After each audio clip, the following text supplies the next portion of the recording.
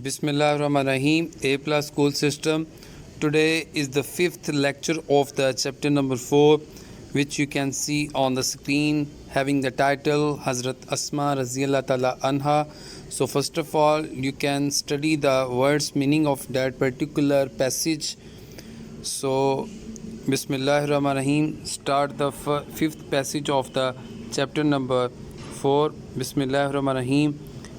Her grandfather Hazrat Abu Quhafa was a disbeliever at that time. आपके दादा जान हज़रत अबू कहाफ़ा उस वक़्त काफिर थे. He was very old and had become blind. आप बहुत बूढ़े थे और नबीना हो चुके थे. He said to her, उन्होंने आपसे कहा, अस्मा, I think Abu Bakr has taken all the wealth, leaving you and children empty-handed and helpless. अस्मा, मेरा ख़्याल है अबू बकर तुम्हें और बच्चों को खाली हाथ और बेयारो मददगार छोड़कर सारी दौलत ले गया है. At this, इस पर she instantly ran to a corner of the home.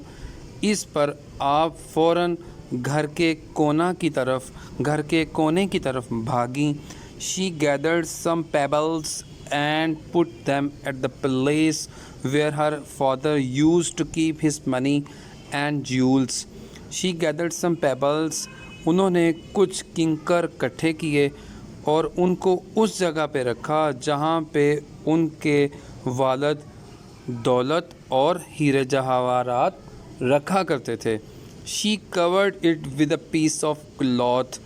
उन्होंने इसको कपड़े के टुकड़े से ढांप दिया. कवर मीन ढांप दिया. कम ग्रैंडफादर, आइए दादा जान. Look, he has left all this for us. आइए दादा जान, देखिए उन्होंने ये सब कुछ हमारे लिए छोड़ा है. ही touched the cloth and thought it was full of gold and Jules.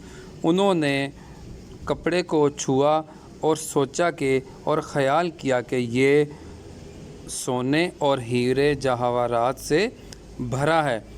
His concern was elevated. आपकी तशवीश कम हो गई. And he felt relieved to know. और आपको ये जानकर सुकून महसूस हुआ that हज़रत अबू बकर Sadiq had left all his wealth at home. कि हज़रत अबू बकर सदीक़ रज़ी अल्लाह ताला अन्हो सारी रकम सारी दौलत घर पर छोड़ के गए हैं. Now it's time for the letter. So you can see the Urdu translation also for your which I am giving you for your convenience. So after that we have to study the letter number 8. So write the letter to your friend requesting her to spend her spring holidays with you.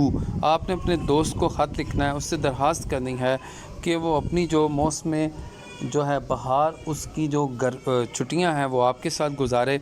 और मैं आपको एक बार फिर बता देता हूं कि यहाँ पे इस जो एड्रेस लिखा हुआ है इसकी जगह पे आप बोर्ड पॉइंट ऑफ व्यू के मुताबिक एग्जामिनेशन हॉल CTA.B.C. और एंड में माय 10, 2020 डियर फ्रेंड पुट करेंगे और फ्रेंड के बाद आप कॉमा लिखेंगे और उसके बाद आप यहाँ से स्टार्ट कर देंगे. You know that our spring holidays are approaching.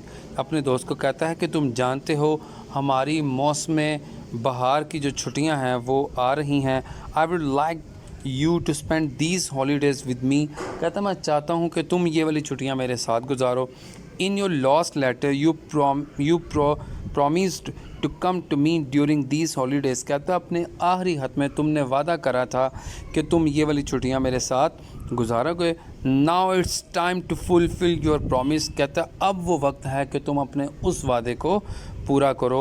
We shall visit our common friends. कहता हम अपने जो मिलने वाले दोस्त हैं, हमारे जो चीदा गली मोहल्ले के जो दोस्त हैं उनको मिलेंगे. एंड डू सम शॉपिंग, और कुछ शॉपिंग भी करेंगे, ख़रीदो फ़रोख्त भी करेंगे.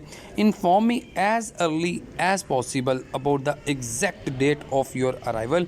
کہتا ہے اپنی آمد کی جتنی جلد ہو سکتا نا مجھے اس کی خبر کرو، مجھے اطلاع کرو، بتاؤ، سو دیٹ تاکہ آئی میں میک فردر ارینجمنٹس اکارڈنگلی، تاکہ اس کے مطابق جو ہے وہ میں مزید انتظامات کر سکوں، کیا کھانا ہے، کیا پینا ہے، کہاں رہنا ہے. سو ود لو، محبت کے ساتھ، یور سنسیئرلی، تمہارا مخلص X.Y.Z. So this is letter for you, and now you are bound to learn and write it on your register again and again. Thanks for your attention. Okay, bye.